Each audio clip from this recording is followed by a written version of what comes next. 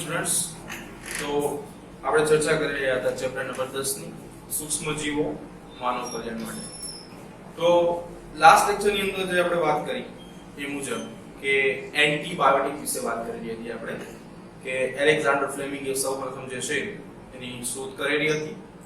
તો આજે આપણે આ ટોપિક થોડું નીટ બેઝ જોઈએ. તો આપણે કાલે માત્ર એક જ એન્ટીબાયોટિક વિશે વાત કરેલી હતી એન્ટીબાયોટિક્સની. તો હવે જે આપણે આજે ચર્ચા કરવાના છીએ ટોપિક જે છે નીટ બેઝ છે, સાથે રાખજો. એની અંદર આવું કાંઈ જ નથી. તો સૌથી પહેલા એન્ટીબાયોટિક આ શબ્દ જે છે એન્ટીબાયોટિક આ જે શબ્દ જે છે એ આપનાર વૈજ્ઞાનિક હતા વોક્સમેન. આપી આપણે યાદ રાખીશું કે વોક્સમેને સૌપ્રથમ એન્ટીબાયોટિક એવો શબ્દ આપ્યો હતો. તો વાત કરીએ અન્ય એન્ટીબાયોટિક્સની. તો અહીંયા છે ને આપણે ત્રણ ટાઈપ્સ પાડેલા છે. એમાં પહેલું જે છે ને એન્ટીબાયોટિક નું નામ છે. પછી આ બીજા નંબર ઉપર જે બ્લોક લખેલો છે એ એનો સ્ત્રોત છે એટલે કે આપણે શેમાંથી મેળવીએ છીએ. અને ત્રીજા નંબર ઉપર જે છે એની ઉપયોગિતા છે. એ કયા કયા રૂપો જે છે જેની અંદર એનો ઉપયોગ થાય છે.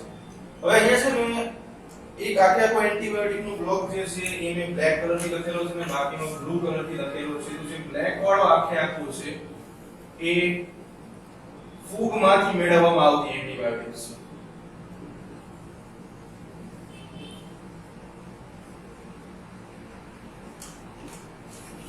અને જે બ્લુ કલર થી છે એ બેક્ટેરિયામાંથી મેળવવામાં આવતી એન્ટીબાયોટિક્સ. તો શરૂઆત કરીએ. સૌથી પહેલા આપણે વાત કરીશું પેનિસિલિન કે જે કાલે પણ આપણે અભ્યાસ કરી નાખ્યો છે. પેનિસિલિયમ નોટેટમ ફૂગમાંથી મેળવવામાં આવતી એન્ટીબાયોટિક જેનું નામ છે પેનિસિલિન. તો કયા કયા રોગોમાં ઉપયોગી છે? ન્યુમોનિયા, આના સિવાય ટીટેનસ, ડિફ્થેરિયા, ટોન્સિલાઇટિસ. ટીટેનસ વિશે તમને માહિતી છે, ધનુર્વા તરીકે આપણે ઓળખીએ છીએ. ટોન્સિલાઇટિસ, કાકડા ઉભરાવવા, બરાબર છે. એ બધાની અંદર પેનિસિલિન જે છે એ યુઝફુલ છે. સેકન્ડ નંબર ઉપર આપણે વાત કરીએ તો ગ્રીસિયા ફુલ્વમ કે જે પેનિસિલિયમ ગ્રીસિયોફુલ્વમ નામની ફૂગમાંથી મળશે આપણને, જે માઇકોસિસ, બરાબર છે, ફંગલ ઇન્ફેક્શન જેને આપણે કહીએ છીએ, એટલે ફૂગ દ્વારા ફેલાતો ચેપ, ફૂગજન્ય ચેપ જે છે એની અંદર ઉપયોગી બનશે. નંબર 3 ઉપર જઈએ સિફાઇલોસ્પોરી, સિફાઇલોસ્પોરિયમ એક્વિનિયમ નામની ફૂગમાંથી મળશે, જે ટાઇફોઇડ, બરાબર છે, આપણે ચેપ્ટર નંબર 8 માં ડિટેલમાં અભ્યાસ કરેલો હતો. સાલ્મોનેલા ટાઇફી દંડાણુ એટલે કે બેસિલસ પ્રકારના બેક્ટેરિયા છે અને જેના દ્વારા રોગ ફેલાય છે. નંબર 4 ક્લેરિસિન, એસ્પારજીલસ ક્લેવેટ્સ, જે ફૂગજન્ય રોગો જે છે એની અંદર ઉપયોગમાં આવશે. લાસ્ટમાં નંબર 5 ફ્લેવિસિન, એસ્પારજીલસ ફ્લેવેશન, જે બેક્ટેરિયાના નાશ માટે ઉપયોગી છે. તો આપણે જે મુજબ વાત કરી કે જે આ બધી આપણે અત્યાર સુધી જે અભ્યાસ કરી નાખ્યો છે બધી જે છે એ ફૂગમાંથી મળતી એન્ટીબાયોટિક્સ છે. હવે આપણે વાત કરીશું બેક્ટેરિયામાંથી કઈ કઈ એન્ટીબાયોટિક્સ જે છે આપણે મેળવી શકાય છે અને એના ઉપયોગો કયા કયા છે. તો ફર્સ્ટ ઓફ ઓલ વાત કરીશું ક્લોરોમાઇસેટિન કે જે એસ વેનેઝુએલી માંથી મળશે, ટાઇફોઇડમાં યુઝફુલ થશે. સેકન્ડ પોઈન્ટ ટેટ્રાસાઇક્લિન એસ એરોફેસિનસ કે જે રિકેટેશિયાની સારવાર. હવે આ એક સ્પેશિયલ રોગ છે, ઇન્ફેક્શન ફેલાવે છે, જે સ્કિનમાં ફેલાઈ શકે, ત્વચામાં. આના સિવાય કિડની છે અને હૃદય જે છે, બરાબર છે, એમાં ઇન્ફેક્શન ફેલાવવાનું કામ કરે છે. રિકેટેશિયા, બરાબર છે. ઇરિથ્રોમાઇસિન એસ ઇરિથ્રસ, કાળી ખાંસીમાં ઉપયોગી બનશે. નિયોમાઇસિન એસ ફેટ્રિયા, ટીબી, ટ્યુબરક્યુલોસિસ, જેને આપણે ક્ષય તરીકે પણ ઓળખીએ છીએ. નંબર 5 સ્ટ્રિપ્ટોમાઇસિન એસ ગ્રીસિયસ માંથી મળશે, ટીબી અને ઇન્ફ્લુએન્ઝા જે છે એની સારવારમાં ઉપયોગમાં આવશે. તો આ વાત હતી આપણી કેટલીક મીટ બેઝ એન્ટીબાયોટિક્સ ની. ઓકે, તો હવે આપણે નેક્સ્ટ પોઈન્ટ ઉપર ફોકસ કરશું.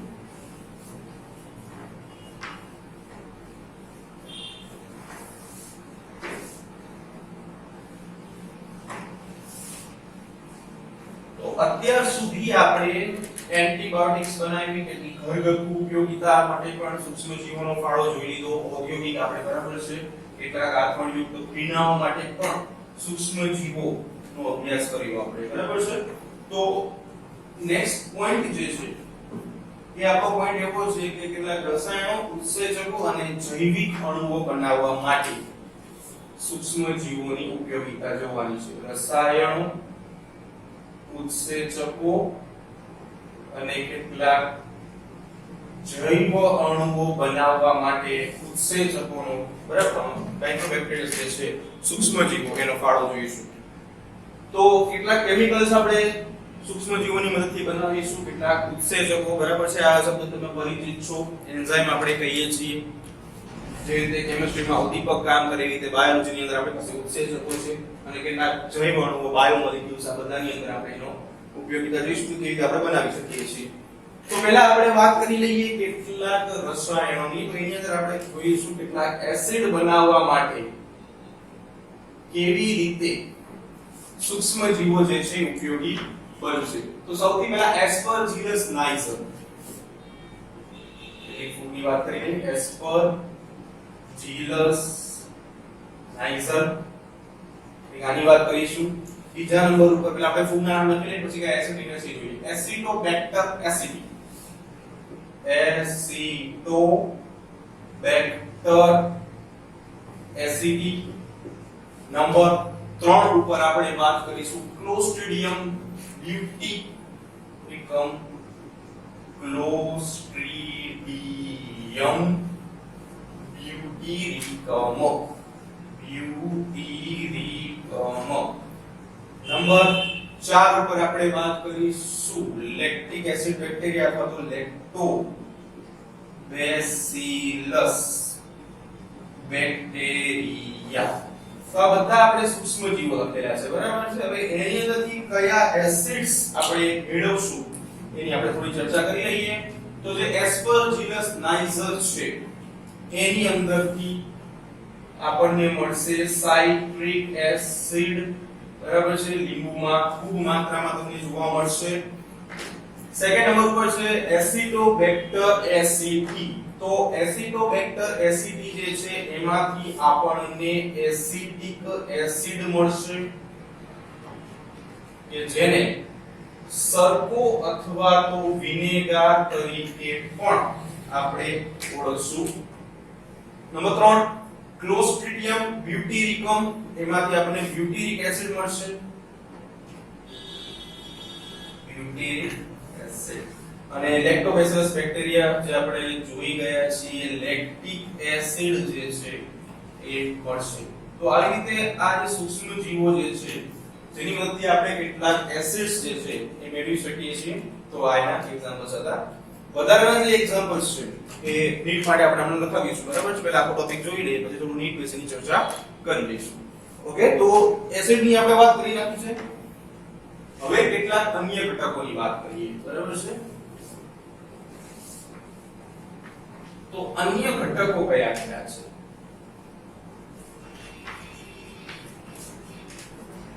તો આપણે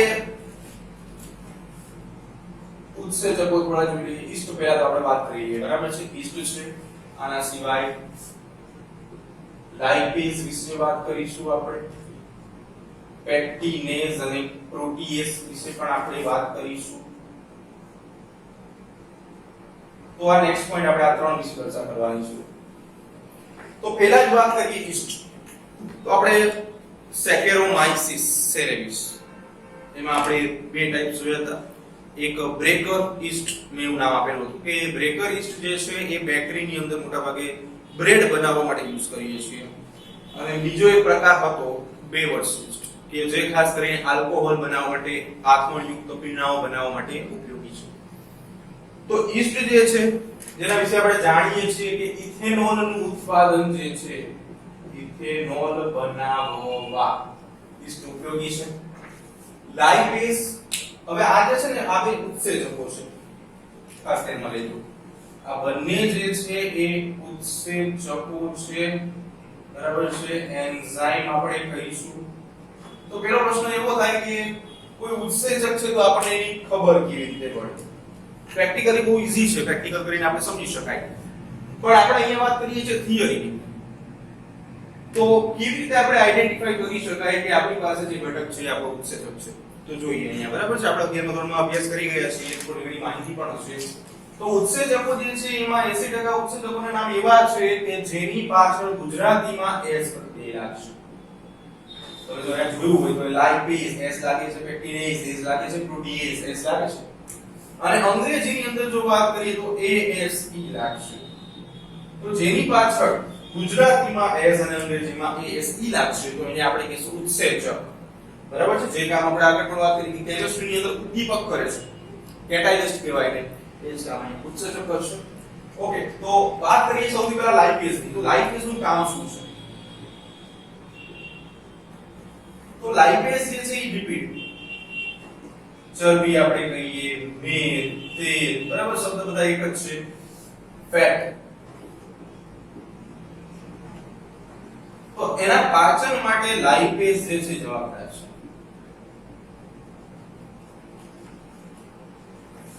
હવે આનો ઉપયોગ આપણે માનવ કલ્યાણમાં કેવી રીતે કરી શકાય? બરાબર છે. તો ઘણી વખત શું હોય કે આપણા કપડા ઉપર કેટલાક તેલી ડાઘા જે છે એ જામી જતા હોય છે, લાગી જતા હોય છે, બરાબર છે. હવે આવા તેલી ડાઘાઓ જે છે એ લાગી જતા હોય તો એને રિમૂવ કરવા પડે, દૂર તો કરવા જ પડે, બરાબર. સારા કપડા ઉપર આવા ડાઘ લાગે તો સારું ન લાગે. તો એના માટે આપણે ધોવા માટે શું કરીએ છીએ? ધોબીને આપીએ છીએ. લોન્ડ્રીમાં આપણે કપડા જે છે વોશ કરવા માટે આપીએ છીએ. તો એ લોકો આ ડાઘને દૂર કરવા માટે શું કરે છે? લાઇપેઝનો યુઝ કરે છે. આ ઉત્સેચકનો ઉપયોગ કરવામાં આવે. એટલે કે આનો ઉપયોગ જે છે એ લોન્ડ્રીમાં તેલી ડાઘ જે છે એ દૂર કરવા માટે થાય છે. બરાબર છે. નેક્સ્ટ વાત કરીએ આપણે પેક્ટિનેઝ અને પ્રોટીએઝ ની. અને સેકન્ડ છે પ્રોટીએઝ. બરાબર છે. બંને ઉત્સેચકો છે, ઉપયોગ કઈ રીતે થાય છે આપણે જોવાનું છે. તો જનરલી શું છે કે ઘરે તમે ઘણી વખત ફ્રૂટ જ્યુસ બનાવો તો ફળનો રસ કાઢો, બરાબર છે. અને ઓલરેડી જે બોટલ પેક જે ફ્રૂટ જ્યુસ આવે એમાં ઘણું વાઇડ ડિફરન્ટ હોય, બહુ જ વધારે. તો એનું મુખ્ય કારણ શું છે? તો એની અંદર આમાં ઉત્સેચકોની કેટલી હાજરી છે, બરાબર છે. પ્રોટીએઝ વિશે તમે ઓલરેડી ભણી ગયા છો કે પ્રોટીનનું પાચન જે કરતા ઉત્સેચકો છે એનો જે આખો કોમ્પ્લેક્સ છે, સંકુલ છે, એને આપણે પ્રોટીએઝ ઉત્સેચક તરીકે ઓળખીએ છીએ, બરાબર છે. તો અહીંયા શું થાય તો કે આનો બીજો એક ઉપયોગ એવો છે કે ફળના રસની બોટલ ને સાફ કરવા માટે પણ આ બે ઉત્સેચકો જે છે એ ખાસ ઉપયોગી છે. ક્લીન થઈ જાય અને ફરી વખત બીજું ફ્રૂટ જે છે ફ્રૂટ જ્યુસ એની અંદર ભરી શકાય છે, બરાબર છે. તો વાત થોડી ઘણી ઉત્સેચકોની કરી નાખી. હવે અન્ય ઘટકોની વાત કરીશું આપણે. જો ચેપ્ટર જે છે ને એમાંથી ઘણી વખત બે માર્કના ક્વેશ્ચન જે છે એ પૂછાતા હોય છે. તો સ્પેશિયલી આવા નાના જે છે આ ટોપિકમાંથી નાના ટુકડા કરીને પ્રશ્નો જે છે પૂછતા હોય છે. એટલે ખાસ દરેક પોઈન્ટ ઉપર ફોકસ કરવું જરૂરી છે, બરાબર છે. તો હવે આપણે વાત કરીશું અમુક ઘટકોની. સ્ટ્રેપ્ટોકાઇનેઝ, બરાબર છે, કે જે સ્ટ્રેપ્ટોકોકાઈ નામના સૂક્ષ્મ સજીવમાંથી મળે છે, બરાબર છે. બીજા નંબર ઉપર આપણે વાત કરીશું સાયક્લોસ્પોરીન એ, બરાબર છે, કે જે ઘટક જે છે ટ્રાઇકોડમાં પોલિસ્પોરમ માંથી મળશે. ટ્રાઇકોડમાં પોલિસ્પોરમ. ત્રીજા નંબર ઉપર આપણે વાત કરીશું સ્ટેટિન્સ.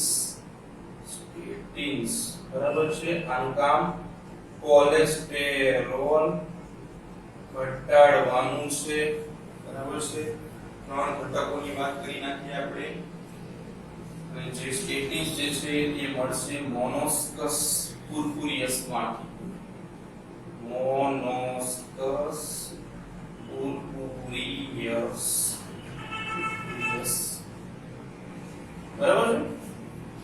Okay, Monascus purpurius.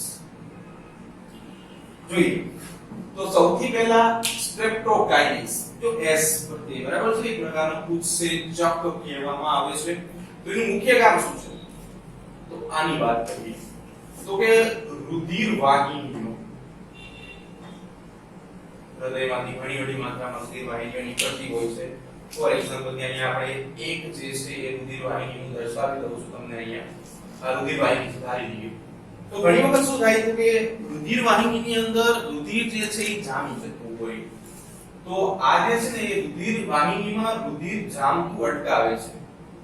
રુધિર વાહિનીઓમાં રુધિર જામતું અટકાવે છે. બરાબર? ફોર એક્ઝામ્પલ હું અહીંયા દર્શાવું છું કે આ પાર્ટમાં રુધિર જે છે બ્લોક થઈ ગયું છે. તો આ જે છે એને આપણે નામ આપીશું ક્લોટ. બરાબર? જામી ગયેલું રુધિર, ક્લોટ. હવે આ શું કરે છે? જામતું અટકાવે છે, એટલા માટે એને કહેવામાં આવશે ક્લોટ બ્લસ્ટર. બરાબર છે? તોડી નાખે છે એટલા માટે. તો સ્ટ્રેપ્ટોકાઇનેસ કે જે સ્ટ્રેપ્ટોકોકાઈમાંથી મળે છે, જેનું મુખ્ય કામ જે છે રુધિર વાહિનીમાં રુધિર જામતું અટકાવવાનું છે. બરાબર છે? ક્લોટ બ્લસ્ટર તરીકે ઓળખાય છે, ક્લોટને તોડી નાખે છે.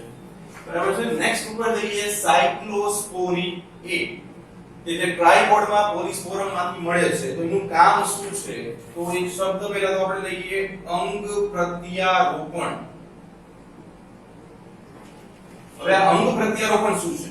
તો ઘણી વખત શું થતું હોય કે માનવ શરીર જે છે ને એ અસંખ્ય અંગોનું બનેલું છે. કોઈ ઘણી બધી ગ્રંથિઓ છે, કેટલાક અવયવો છે, બરાબર છે? આ બધા અંગો છે. તો ઘણી વાર એવું થાય કે કોઈ વ્યક્તિ જે છે એનું કોઈ અંગ જે છે એ કામ કરતું બંધ થઈ જાય, નિષ્ક્રિય થઈ જાય. બરાબર છે?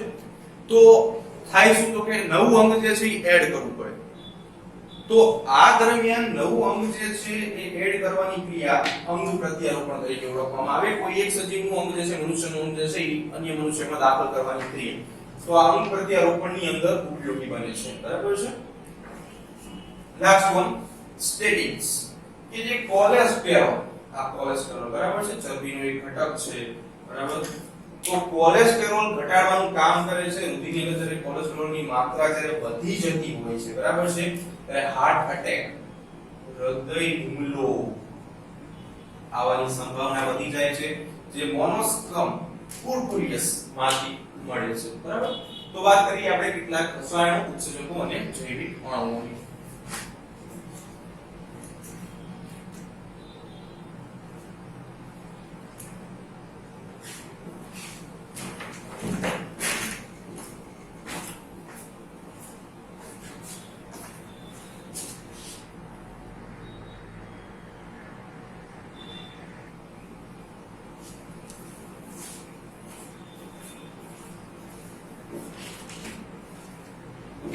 ઓકે સ્ટુડન્ટ્સ, તો હવે નેક્સ્ટ ટોપિક ની વાત કરીએ આપણે.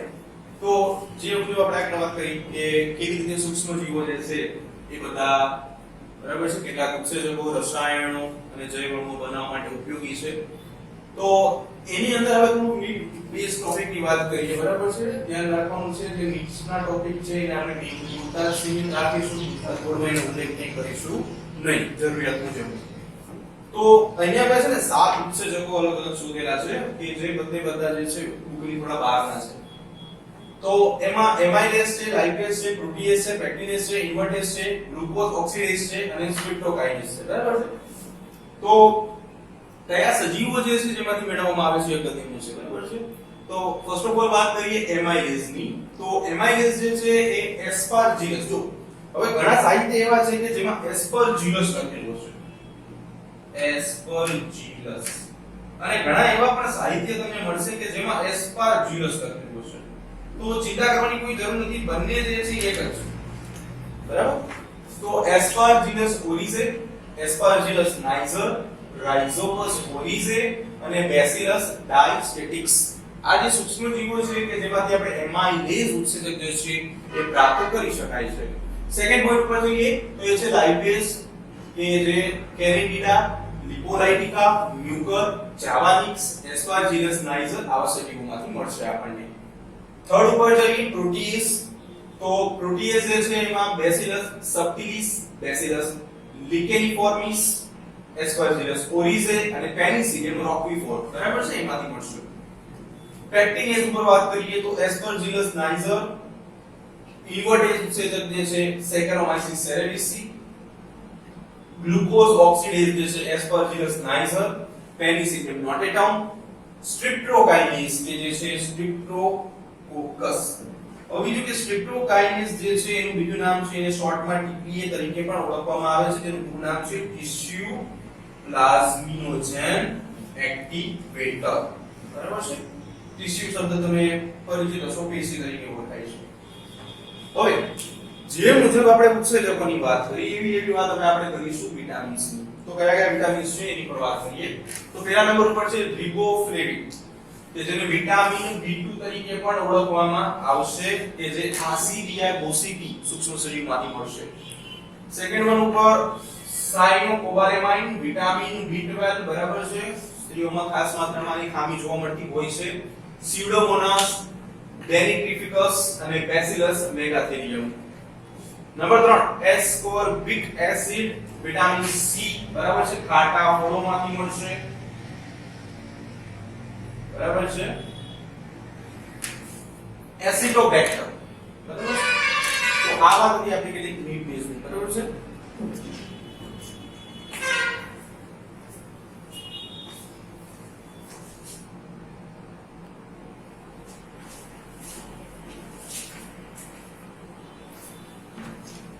ઓકે, તો સ્ટુડન્ટ્સ હવે આપણે આપણા નેક્સ્ટ ટોપિક પર વાત કરીશું. તો આગળનો જે ટોપિક છે બહુ જ અગત્યનો અને બહુ ઇમ્પોર્ટન્ટ ટોપિક કહી શકાય આપણે. અને આ ટોપિક એવો છે કે સમજવા જાવ તો બહુ જ ઈઝી ટોપિક છે, પણ ઘણી વખત સ્ટુડન્ટ્સ જે છે આને સમજી શકતા નથી, એટલે ડિફિકલ્ટીઝ ઘણી બધી આવે છે. તો આપણે અહીંયા સમજવા ટ્રાય કરીશું, ફોકસ અહીંયા કરજો ખાસ. તો જે આપણું ટોપિક છે એ ટોપિક નું નામ છે STPS, એટલે કે સુએજ ટ્રીટમેન્ટ પ્લાન્ટ્સ, બરાબર છે. હું તમને આખો પ્લાન્ટ દોરીને પણ સમજાવીશ. પહેલા આપણે અહીંયા એની બધી પ્રક્રિયાઓ જે શું થાય છે એના વિશે આપણે વાત શરૂઆતમાં કરી લઈએ. ત્યારબાદ આખો પ્લાન્ટ તમને દોરીને આખો પ્લાન્ટ સમજાવીશ કે કેવી રીતે પ્રોસેસ થાય છે. તો સૌથી પહેલા વાત કરીએ સુએજ. સુએજ શું છે?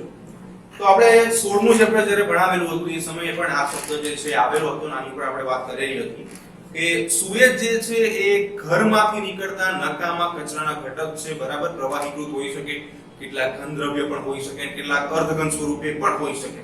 એટલે કે સુએજ એક પ્રકારનું વાહિત મળ કહી શકાય, બરાબર છે. ઘરની અંદરથી જેટલો પણ કચરો જે વપરાશમાં ઉપયોગમાં આવતું પાણી છે, આના સિવાય શૌચાલયનો કચરો છે, આ બધો જે છે એ શહેરોમાંથી, બરાબર છે, જે ઘટકો જે છે બધા સુએજના એ ગટરમાં ફેલાય છે અને ત્યારબાદ ત્યાંથી સુએજ ટ્રીટમેન્ટ પ્લાન્ટ સુધી પહોંચે છે. તો સુએજ ટ્રીટમેન્ટ પ્લાન્ટ જે છે કેટલાક મહાનગરો, મેગા સિટીઝ જે છે એની અંદર ખૂબ જ એક્ટિવ છે, બરાબર છે. તો થોડી ઘણી વાત કરીએ આપણે સુએજ ટ્રીટમેન્ટ પ્લાન્ટ્સની. બીજી એક અગત્યની વાત કે આનો મુખ્ય હેતુ શું છે? તો સુએજ ટ્રીટમેન્ટ પ્લાન્ટ્સ, કે જેને શોર્ટમાં આપણે STPS તરીકે ઓળખીએ છીએ, એનો મુખ્ય હેતુ એવો જ છે કે તમે વિચારો કે જે આ વાહિત મળયુક્ત પાણી જે છે, બરાબર છે, ગંદુ પાણી, એ સીધું જો આપણે નદીઓમાં કે કોઈ પાણીના જળ સ્ત્રોતમાં દાખલ કરી દઈએ તો એની પ્રદૂષણની માત્રા જે છે ને ખૂબ જ વધી જશે, બરાબર છે. તો આ પ્રદૂષણની માત્રા ઘટાડવા માટે પણ સુએજ ટ્રીટમેન્ટ પ્લાન્ટ જે છે યુઝફુલ છે. અને બીજી એક છે કે સુએજ ટ્રીટમેન્ટ પ્લાન્ટ જે છે આપણે 16મા ચેપ્ટરમાં આપણે વાત કરી હતી કે મોટા ભાગનું પાણી જે છે આપણે ફરી વખત રીયુઝ કરી શકાય છે. એટલે આપણે અહીંયાથી સુએજ ટ્રીટમેન્ટ પ્લાન્ટથી કેટલું પાણી પણ જે છે એ રીયુઝ કરી શકશું, બરાબર છે. તો સૌથી પહેલા વાત કરીએ સુએજ ટ્રીટમેન્ટ પ્લાન્ટની ક્રિયાવિધિ વિશે. તો સૌથી પહેલા શું થાય છે તો કે સુએજ, બરાબર છે, આ નકામું જે પાણી જે છે યુક્ત કચરો જે છે એ આવે છે સુએજ. અહીંયા ધારી લો કે સુએજ છે, બરાબર છે. આ આખી પ્રક્રિયામાં આપણે 3 સારવાર આપશું. પ્રાથમિક એટલે કે પ્રાઇમરી ટ્રીટમેન્ટ, દ્વિતીયક એટલે કે સેકન્ડરી ટ્રીટમેન્ટ અને તૃતીયક સારવાર એટલે ટર્શરી ટ્રીટમેન્ટ, બરાબર છે. બુકમાં 2 સારવાર વિશે ઉલ્લેખ છે. ત્રીજી સારવારનું સ્ટેપ જે છે એ બહુ જ નાનું છે, એટલે આપણે એનો પણ વાત કરવાની, એની પણ ચર્ચા કરીશું. તો સુએજ જે છે જે આવે છે એને એક સ્થાને એકત્રિત કરવામાં આવે છે. ફોર એક્ઝામ્પલ કે આ જે છે આપણે સમજીએ, નાના પીકર ફોર્મમાં આપણે સમજાવીએ છીએ કે સુએજ જે છે અહીં આપણે આ એકત્રિત કરી દીધું. આ બધું સુએજ છે. ઓકે, ચાલો સુએજ આવી ગયું અહીંયા. હવે આપણે પ્રાથમિક સારવાર આપવાની છે. તો એમાં બે પ્રકારની સારવાર છે. એમાં પહેલી સારવાર જે છે એને આપણે નામ આપશું ગાળો અને બીજા નંબરની સારવારને નામ આપશું આપણે ઔષાધન. તો પહેલી સારવાર, પહેલી ટ્રીટમેન્ટ આપણે આપી દઈએ કે જેને આપણે ગાળણ કહીશું. તો ગાળણની અંદર શું થાય છે એની વાત કરીએ. ઓકે, ચાલો. તો ગાળણની અંદર આપણે ચોક્કસ પ્રકારના જે ઘન કચરો છે એને આપણે દૂર કરવાનો છે. એટલે કે આ જે સુએજયુક્ત ઘટક ધરાવતું મળયુક્ત પાણી જે છે તેને આપણે દાખલ કરીશું. પહેલી પ્રક્રિયા કે જેને ગાળણ તરીકે આપણે ઓળખશું. બરાબર છે. અહીંયા યોગ્ય માત્રાની જાળી મૂકેલી છે, ફિલ્ટર તમે કહી શકો કે જેની મદદથી જે ઘન કચરો જે છે, ઘન કચરો એ સુએજમાંથી દૂર કરી શકાય છે. માંથી દૂર થાય. કઈ પ્રક્રિયાથી? ગાળણની પ્રક્રિયાથી. હવે આ પહેલું સ્ટેપ પૂરું થશે એટલે બીજું સ્ટેપ જે છે એ બીજું સ્ટેપ આપણે ઔષાધનની પ્રક્રિયા છે.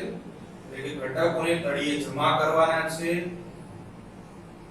એટલે કે ઔષાધનની પ્રક્રિયાથી ઘટકો જે છે આવી રીતે તળિયે જે છે એ જમા થઈ જશે અને ઉપરની બાજુએ મુક્ત તરતું પાણી જોવા મળશે. આવી રીતે. બરાબર છે.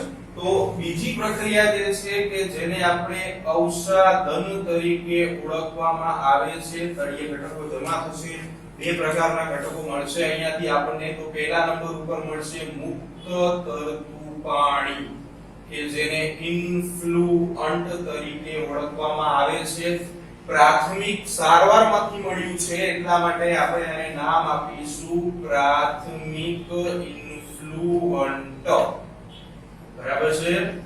તો તળિયે જે જમા થાય છે એને આપણે સ્લજ કહીશું અત્યારે. બરાબર છે. સ્લજ ની અંદર આપણે શું હોય કે ખાસ કરીને અહીંયા એટલી કાકરીઓ, રેતીના બરાબર કચરા છે, આ ઉપરાંત મળના દ્રવ્યો જે છે એ બધા જમા થાય છે. હવે આ આખી પ્રક્રિયા જે છે એને આપણે નામ આપશું પ્રાઇમરી ટ્રીટમેન્ટ, પ્રાથમિક સારવાર. બરાબર છે. અહીંયાથી આ જે ઘટકો જે છે એ ગાળણની પ્રક્રિયાથી સીધા અહીંયા દાખલ થાય છે. તો પ્રાથમિક સારવારમાં આપણે આટલું જોયું. ફરી વખત જોઈ લઈએ. સુએજ જે છે અલગ અલગ શહેરોના ભાગોમાંથી આપણે એકત્ર કરીએ છીએ. આને આપણે સુએજ જોયું. એમાં બે પ્રોસેસ જોઈ પ્રાથમિક તબક્કાની અંદર. તો પહેલું હતું ગાળણની પ્રક્રિયા કે જેમાં ઘન કચરો સુએજમાંથી આપણે દૂર કરીએ છીએ જાળી ફિલ્ટરની મદદથી. ત્યારબાદ એને આપણે આગળનું કરીએ છીએ જ્યાં ઔષાધનની પ્રક્રિયા છે. એમાં સ્લજ જોવા મળે છે. કે સ્લજ શું છે? તો કે કાદવ, કીચડ, માટી, રેતી અને ગોળા સમૂહની કાંકરીઓ. બરાબર છે. આવા ઘટકો જે છે એ સ્લજ તરીકે ઓળખાય છે. તો અહીંયા સુધીની પ્રક્રિયા જે છે બરાબર છે એને આપણે નામ આપીશું પ્રાથમિક સારવાર. બરાબર છે. આખી પ્રોસેસ જે છે ને એ લાંબી બનશે એટલે કદાચ એવું બને કે આ બોર્ડમાં ન સમય તો તમે એવું કામ કરજો કે બુક જે હોય એના બે પેજની અંદર બનાવી શકો. બરાબર છે. તો બહુ ઈઝીલી બનશે અને રીડિંગ વખતે પણ બહુ મજા આવશે અને સરળતાથી યાદ પણ રહી જશે. તો આટલી જે આપણે વાત કરી એ હતી આપણી પ્રાથમિક સારવાર, પ્રાઇમરી ટ્રીટમેન્ટ. બરાબર છે. તો પ્રાથમિક સારવાર જે છે એ આપણે પૂર્ણ કરી નાખેલી છે. બીજું કે હવે આપણે શું કરવાનું છે? તો કે જે સ્લજ છે એને સાઈડમાં રાખી દઈએ. દ્વિતીયક સારવાર શરૂ થઈ ગઈ છે. તો જ્યાં મુક્ત ઇન્ફ્લુઅન્ટ વાળું પાણી જે છે એને આપણે આગળ લઈ જઈશું. એટલે કે અહીંયા આપણે આ મુક્ત ઇન્ફ્લુઅન્ટ જે છે એને પ્રાથમિક ઇન્ફ્લુઅન્ટ જેને કહીએ છીએ એને આપણે આગળ લઈ ગયા.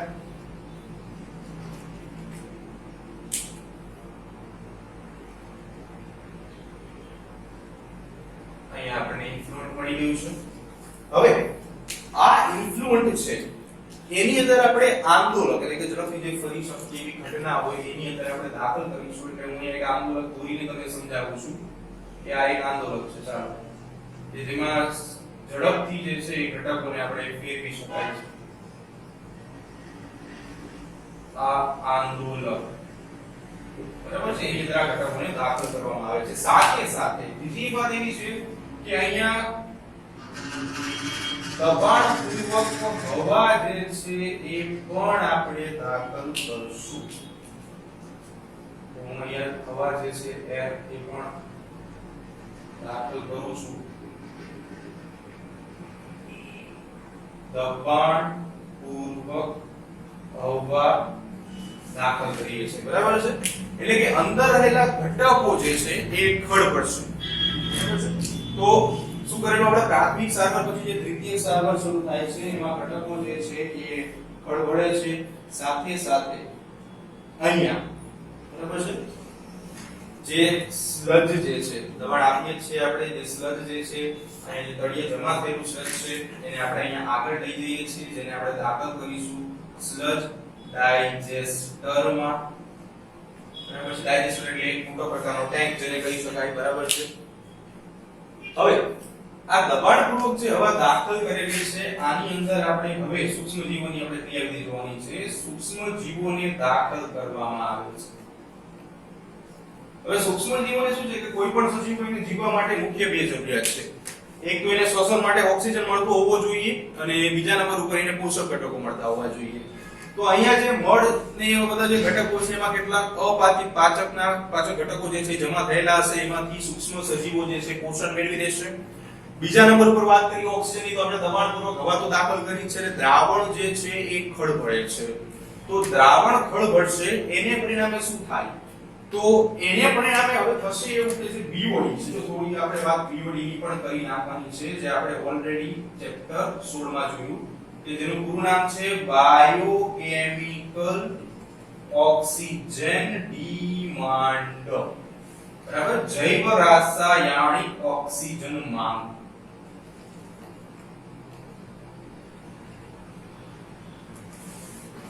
તો જૈવ રાસાયણિક ઓક્સિજન માંગ જે છે અહીંયા કેવી રીતે ઉપયોગી છે? તો જો હવે આપણે જે સુવેજ હતું એની અંદર પોષક ઘટકો પડેલા હશે એટલે સૂક્ષ્મજીવો એની અંદર રહેલા પોષક ઘટકોને વાપરશે. અને સૂક્ષ્મજીવોનું મુખ્ય કામ વિઘટનનું છે, જે આપણે જોયું 14મા ચેપ્ટરની અંદર કે એને તોડી નાખશે અને સરળ અણુઓમાં રૂપાંતરણ કરી નાખશે. એટલે કયા સરળ અણુઓ જે છે એ બનાવશે? તો સરળ અણુઓની અંદર વાત કરીએ તો કાર્બન, હાઇડ્રોજન, ઓક્સિજન, નાઇટ્રોજન જેવા જે મુખ્ય ઘટકો છે જૈવ અણુઓમાં એનું નિર્માણ કરશે. તો એને પરિણામે ઓક્સિજન જે છે એનું પ્રમાણ તો વધવાનું જ છે. એટલે ઓક્સિજનનું પ્રમાણ એટલે કે જો આમાં જૈવ રાસાયણિક માંગ ક્યારે વધે, બીઓડી ક્યારે વધે? તો આપણે બે એક વાત કરેલી હતી કે બીઓડી ક્યારે વધે એની વાત કરી લઈએ અને બીઓડી ક્યારે ઘટે. બરાબર, તો તમને જો યાદ હોય તો આપણે એક ગ્રાફ દોરેલો હતો બીઓડી અને ડીઓ નો, એટલે કે બાયોકેમિકલ ઓક્સિજન ડિમાન્ડ અને ડિઝોલ્વડ ઓક્સિજન. ડિઝોલ્વડ ઓક્સિજન એટલે દ્રાવ્ય ઓક્સિજન હતો. તો બીઓડી ક્યારે વધે? તો કે પાણીમાં દ્રાવ્ય ઓક્સિજનનું પ્રમાણ ઘટે ને ત્યારે બીઓડી વધે. પણ જો પાણીમાં દ્રાવ્ય ઓક્સિજનનું પ્રમાણ વધુ હોય તો બીઓડી ઘટશે. અને ઓછું બીઓડી અથવા તો ઘટેલું બીઓડી જે છે આમાં એવું છે કે જે બીઓડી ઓછું હોય ને એ પ્રદૂષણની ઓછી માત્રા દર્શાવે. પ્રદૂષણની માત્રા જે છે એ નહિવત દર્શાવે, પણ જે વધારાનું બીઓડી છે એ પ્રદૂષણની માત્રા બતાવે. બરાબર છે?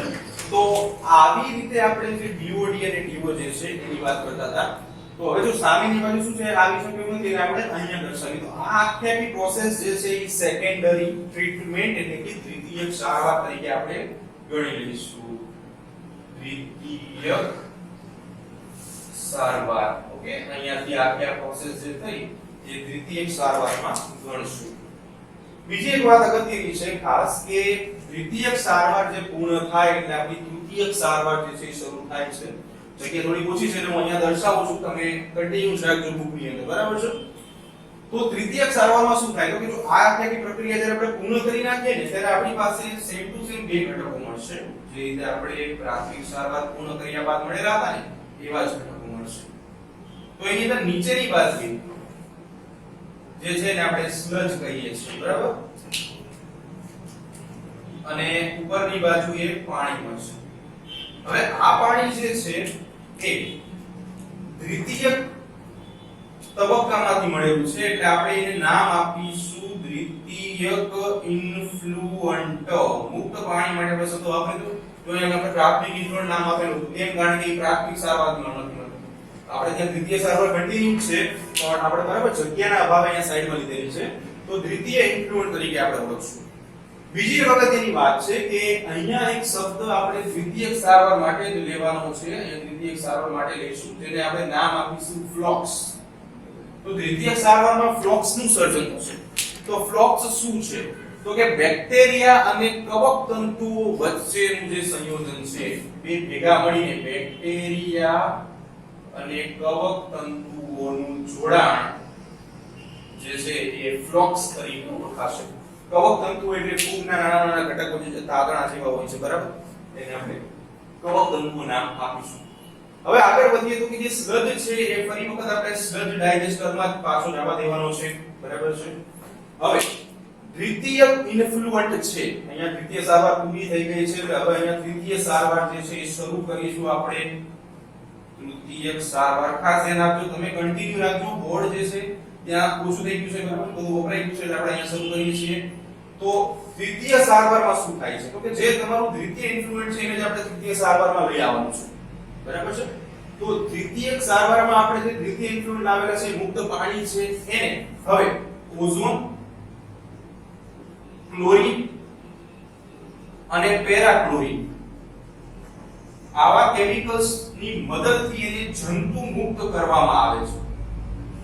જંતુ મુક્ત કરવામાં આવે છે. તો જે જંતુ મુક્ત થઈ જાય પછી શું કરશું? તો જંતુ મુક્ત થઈ જાય એટલે પાણી જે છે એને હવે જળ સ્ત્રોતોમાં આપણે મુક્ત કરી દઈશું. જળ સ્ત્રોતમાં દાખલ કરશું. હવે પ્રશ્ન મોટો એ કે બધી પ્રક્રિયા આપણે કરી નાખી ચાલો બરાબર ત્રણ સારવાર લીધી પણ હવે જે આ સ્લજને આપણે સ્લજ ડાયજેસ્ટરમાં બરાબર નાખતા જતા હતા તો એ સ્લજ ડાયજેસ્ટરનું શું થાય? તો તમને એક વાત અગત્યની કહી દઈએ કે અહીંયા આપણે ઓક્સિજનનો ઉપયોગ કરીએ છીએ એટલે અહીંયા જારક પ્રક્રિયા કરીએ એટલે આ જે ટાંકો જે છે ને એને જારક ટાંકો કહેવાય.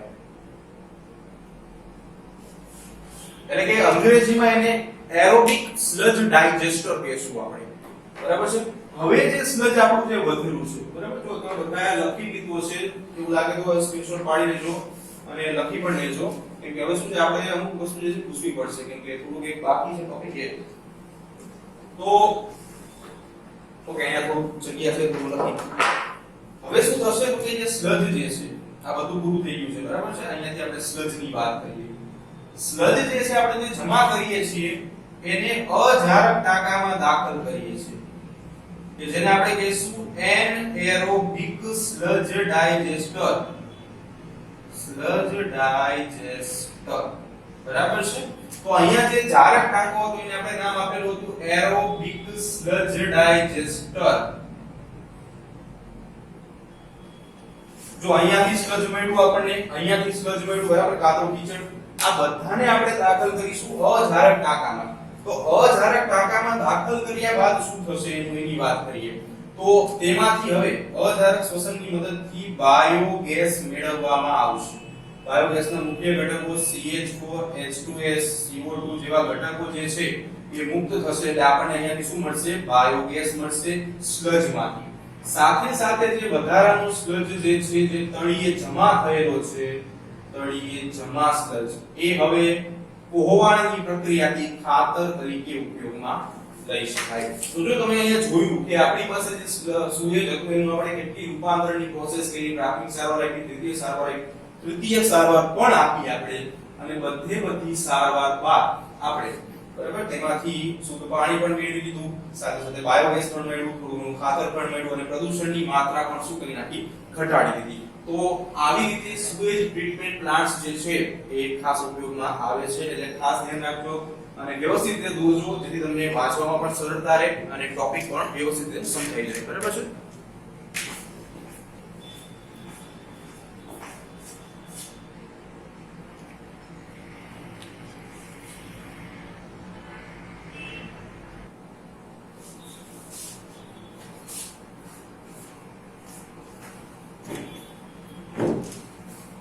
ઓકે, તો હજી પણ જો કદાચ ન ખબર પડી હોય તો આપણે શું કરીશું, ફરી એકવાર જોઈ લઈએ. તો સ્ટેપ આપણે આપી દઈએ જેથી ઈઝી પડે આપણને. તો સૌથી પહેલા આપણે શું કર્યું તો કે સુએજ જે છે એ એકત્ર કરી લીધું, બરાબર છે. આ સુએજ એકત્ર થઈ ગયું, તો આને સ્ટાર્ટ આપી દઈએ અને આપણે કોઈ નામ નથી આપતા. ત્યારબાદ આપણે શું કર્યું, પહેલો તબક્કો એટલે ગાર્ડન, એટલે કે આને સેકન્ડ પોઈન્ટ આપણે ગાર્ડન કરી નાખ્યું, કે જેને પરિણામે ઘન કચરો જે છે સુએજમાંથી દૂર કર્યો, આપણે જાડી જેવી રચના બનાવી, બરાબર છે.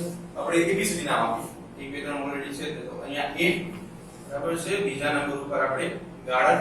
પછી ત્રીજો તબક્કો જે છે અવસાદન તબક્કો જે છે, કે જેમાં આપણે બે ઘટકો મેળવ્યા, એક તો મુક્ત તત્વ પાણી, કે જેને ઇન્ફ્લુએન્ટ કહેતા હતા, પણ પ્રાથમિક તબક્કામાંથી મળે છે એટલે આપણે એને નામ આપશું પ્રાથમિક ઇન્ફ્લુએન્ટ અથવા પ્રાઇમરી ઇન્ફ્લુએન્ટ. નીચેની બાજુએ સ્લજ મળે છે, જે કાદવ, કીચડ, માટી, રેતી અને ગોળાશ કોમ્યુનિકેટિંગ કાકરિયું છે, તેને આપણે જવા દીધું સ્લજ ડાયજેસ્ટરમાં. રેડી? તો સી પછી અહીંયા સ્લજ ડાયજેસ્ટરમાં જવા દીધું, એને આપણે નામ આપીએ ડી. હવે જે તરતું પાણી છે A B C D અને I, એને આપણે લઈ ગયા દ્વિતીયક સારવારમાં. દ્વિતીયક સારવારમાં શું કરેલું આપણે, તો કે આંદોલક કે જે ખડબડવાની ક્રિયામાં બરાબર ફેરવી શકે, મિક્સ કરી શકે, એટલે E જારક નાકામાં આંદોલકની મદદ કરી લીધી E. પછી અહીંયાથી દબાણપૂર્વક હવા આપણે A B C D E, અચ્છા અહીંયા F, પછી અહીંયા આપણે લઈશું G, બરાબર છે. દબાણપૂર્વક હવાની મદદથી સૂક્ષ્મ જીવો દાખલ કર્યા H, બરાબર. બીઓડી વિશે વાત કરી, કેવી રીતે બીઓડી ઘટે છે, બરાબર. બીઓડી વિશે આપણે માહિતી છે, તે બાયોકેમિકલ ઓક્સિજન ડિમાન્ડ, જે રાસાયણિક ઓક્સિજન માંગ છે, બરાબર છે. બીઓડી ની માત્રા જે છે શું થાય છે, અહીંયા હંમેશા યાદ રાખવાની, બીઓડી ની માત્રા દ્વિતીયકમાં ઘટશે, બરાબર છે. પ્રદૂષણની માત્રા જે છે ધીમે ધીમે પાણીમાં ઓછી થતી ગઈ. બધા ઘટકોને આપણે ક્યાં લઈ આવ્યા, તો કે અહીંયા surge digest H A B C D E F G H અને I, બરાબર છે. ત્યારબાદ આપણે શું કર્યું કે તૃતીયક સારવાર, કે જેને આપણે જે તરીકે ઓળખશું, તૃતીયક ઇન્ફ્લુએન્ટનો ઉપયોગ કર્યો. એની અંદર ઓઝોન, પેરાક્લોરીન અને ક્લોરીન જેવા ઘટકો જંતુ મુક્ત કરી નાખ્યું.